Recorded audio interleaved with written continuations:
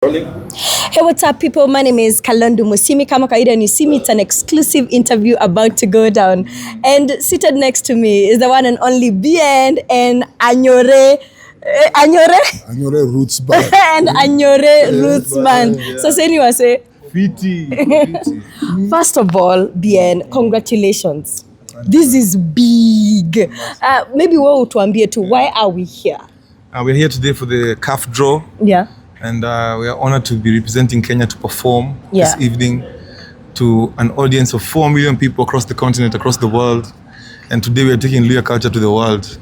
Bien and Anyore Roots Band and amazing dancers from all over this country. Yeah. And we are taking Kenyan culture to the world today. Yeah. So today is a beautiful day for Kenyan music and Kenyan entertainment all together. Yeah. Yeah. Absolutely amazing. Bien, the very first time when you got the call, or maybe Chiki got the call and told you, Niaje, we have this and we are doing this. What really came through your mind? What were you feeling at the time? I just remembered growing up as a kid and watching such events on TV. Yeah. And seeing people who I still view as iconic performing. You know, I watched KICC perform in such forums. Yeah. I watched Kofi perform in CAF opening, Salif Keita, just amazing musicians who I look up to. Yeah. And I can't believe that it's my turn to do this. Yes. Yeah, but I was born for this, so I'm super excited. Yeah. Yeah. And of course, you're taking, Western Kenya to the world. Nini umedecidaje about this Isikuti thing? This year, we are going to look for the answers in the culture. I said Yeah. it before in an interview, I'm saying it again, that Yeah. all the answers that we are looking for in terms of what is our sound as Kenyans, what is Yeah. this, what is that, all those answers are in our culture. Yeah. So it's about time, and I'm advising all musicians, I'm not advising, I'm urging Yeah. all of our musicians to go back to our culture and look for the answers there. Yeah. Yeah. And then one thing yenye nimesikia about, the group is that watu wametoka ushago kwenu kweli ama ni rumors. So, first of all, Bien, if you guys don't know, we come from the same village.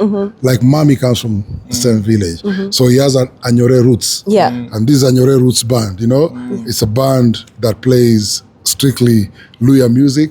But I like, first of all, it's an honor Yeah. for him to go touch base with his roots. And I felt like it's special because he's talked about Angelique Kidjo, Yeah. talked about Salif Keita. Every time you see them, they bring themselves, they bring their culture. He said the answer is in the culture. Yeah. So, and I think that's what Bien is doing right now. And we're about to take the LUHYA culture to the world. Yeah. Actually, don't know if you know who this guy is. I think I should introduce him properly. Josek is a founding member of Jabali Africa, Yes. which was the Sauti Soul of his time. And they have represented Kenya internationally and globally. They've pushed our culture. They've taken our culture to spaces where it would have never reached. Yeah. So on this matter, on this performance today, I was consulting with him in how we can curate it. And also we are working on my album now that is very centered around LUHYA culture. Yeah. And he's a part of the executive producers of the album as well. Yeah. In giving me a creative direction and making sure that the culture is well represented. Yeah. Yeah. Absolutely amazing. Na ulikuwa unajibu swali yangu ya kweli. Nyi mmetoka shago kwa kina Bien? Si ndio? Okay. I want ni proof to Bien. Abora, enyamlomene ndo LUHYA, mulomene nyore mba. Sukuli banyore. Oh, okay. All right. So, and of course, Bien, so millions of people watching. Yeah. How important is it for, people to know your culture?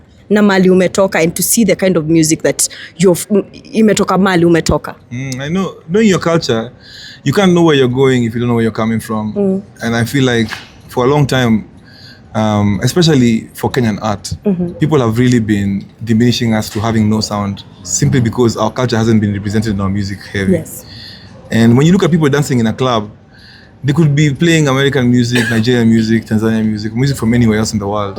But the moment they start playing the cultural songs, weko, the LUHYA music, those things, they really turn the vibe up. So I just urge all of us, not even musicians only, just all young Kenyans watching this right now, go learn your culture, man. It'll change how you raise your kids.